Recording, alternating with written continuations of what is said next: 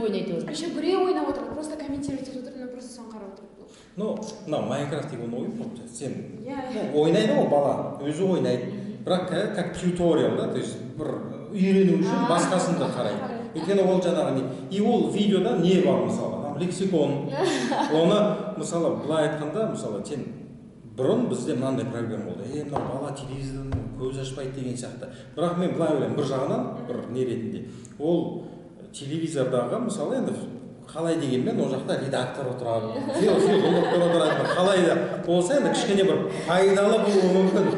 Қазір ютубте мысалы бір грубо енді былай айтқанда Ресей, көбінесе Ресейді көреді. Ресейдің бір ауылында бір білімі жоқ, жаңа орта білімі бар ма жоқ, оны да білмейді. Сол ойын Майнкрафтны ойнап отырып, біздің балаларға сол тәрбие беріп отыр қазір.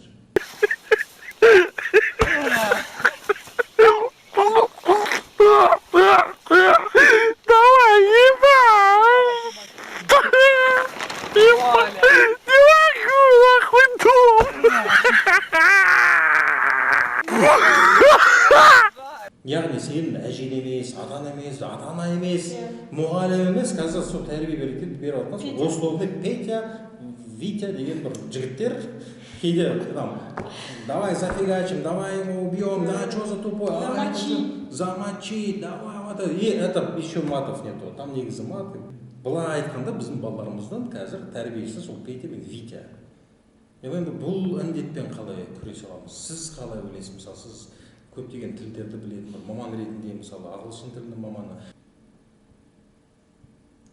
Енді жалпы алғанда бұл қазір үнсіздік негізі бұл қоғамның үнсіздігі меніңше. Өйткені біз беретін бір альтернатива жоқ болып тұр ғой сонда.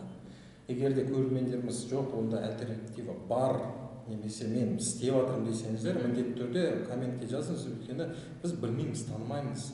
Сондықтан да танысақ та, соны біз паш етсек, өте жақсы болады деп ойлаймын. Сәлем достар, бүгін мен сіздермен Дэйфет, мен өте қуаныштымын, өйткені менде 340 подписчик. Ендеше бүгін біз тағы да анандай затет школа монстров дегеннен тағы да бір челлендж бар екен. Грейниді көбісі білмейді, енді білетіндеріңіз бар шығар. Ендеше көп созбай бастай берейікші.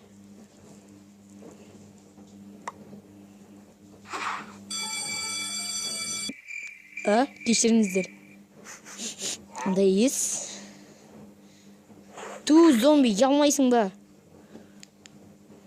Болды, бастайықшы. Кім отырып қойған?